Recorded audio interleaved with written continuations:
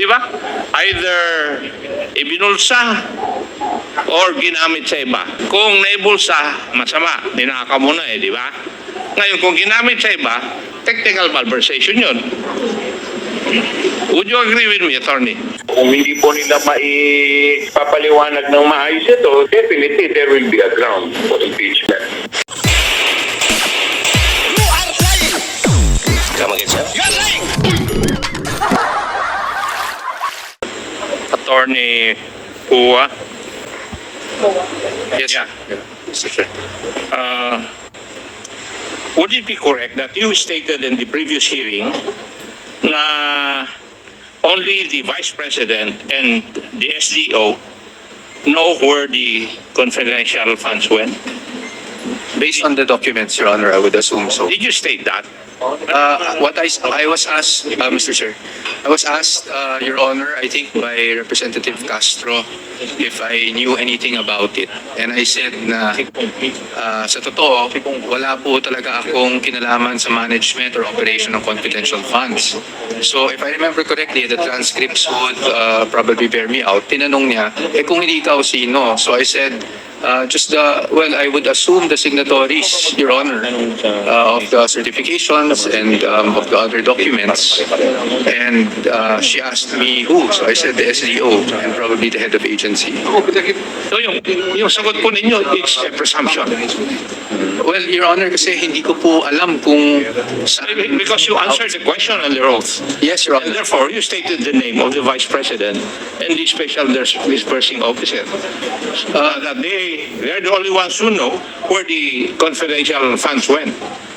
That is correct, Your Honor. No? That is Because why I asked based you on the documents. Yes. whether you stated this statement in the last hearing. Yes, Your Honor. But just to clarify, I mentioned it was based on the documents, Your Honor, because the documents would point that way. Kasi kung titingnan ko yung statement po ninyo, kung wala nang ibang nakakalam kung saan napunta yung pondo, dadalawang bagay lang ang nangyari. Di ba? Kasi either ibinulsa ni VP o ni STO o ginamit sa ibang bagay. Ni VP at saka ni STO. Hindi po ba? Your Honor, please, I wasn't... Yun po yung sagot ninyo. I wasn't alluding to that, Your Honor. I beg your pardon? I wasn't alluding to that, Your Honor, if I may take your indulgence. Opo. Correct me if I'm wrong. Di ba? Yung pondo allocated sa office. Tama. Nagkas-advance sila from Land Bank. Tama. Land Bank, nagkas-advance sila doon, dinala sa opisina. Ang makaalam na lang doon ay yung head of office or head of agency at saka yung special disbursing officer. Tama.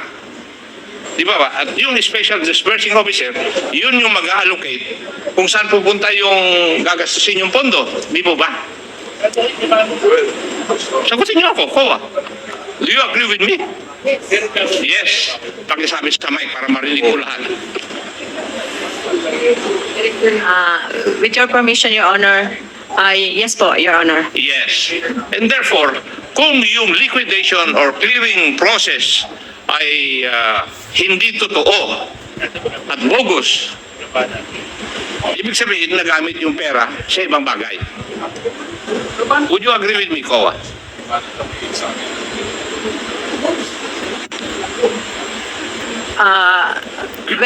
Based on your statement, Your Honor, and based on which you said that the liquidation or the documents are bogus, so we presume that the funds, no other evidence presented, were illegally disbursed. Hindi po ba kayo kumbinsido sa mga sagot ninyo at saka sa mga katanungan na aking mga kasama na yung DEPs or documentary evidence of payments or acknowledgement receipts ay puro may diferensya? Di po ba? And therefore, pag yung liquidation instruments, part of your clearing process or liquidation process ay mali-mali na, saan napunta yung pera?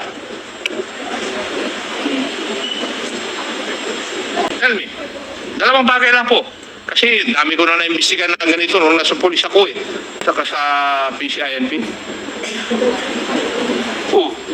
Di ba? Either ibinulsa or ginamit sa iba. Either way, mali. Di po ba? Would you agree, Kowa? If the liquidation po is bogus,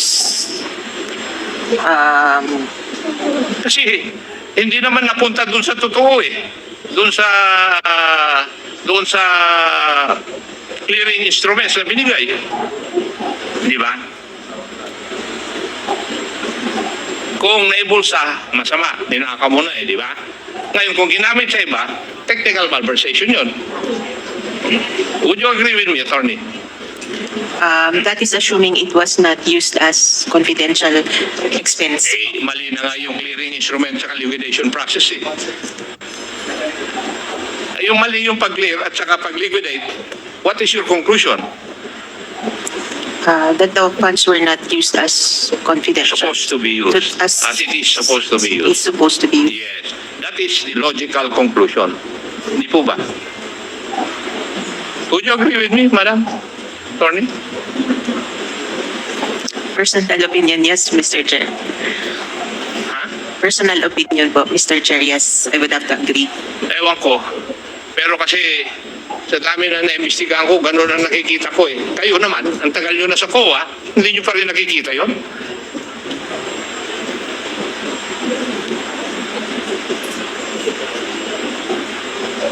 Di ba? Kasi if your liquidation or clearing process is wrong, hindi definitely yung kung saan pinuntahan yung pera, hindi po dun sa tama.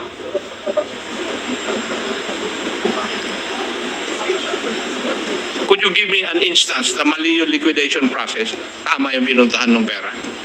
Pursuant to your guidelines.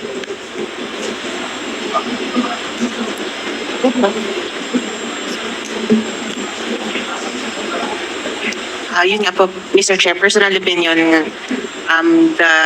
if the confidential funds were not used as it is intended to be used, it's already technical malversation. Yes, kasi kitang-kita naman na yung paggamit po nila sa pondo, eh parang nilegalize lang nila. By their submission to you, yung DEPs nila o kaya ARs or acknowledgement receipts. Di ba? Na mali-mali. Would you agree with me? Yes, Mr. Chair. Nag-withdraw sa land bank dahil nandun yung pondo na confidential fund. Dinala sa opisina yung SDO.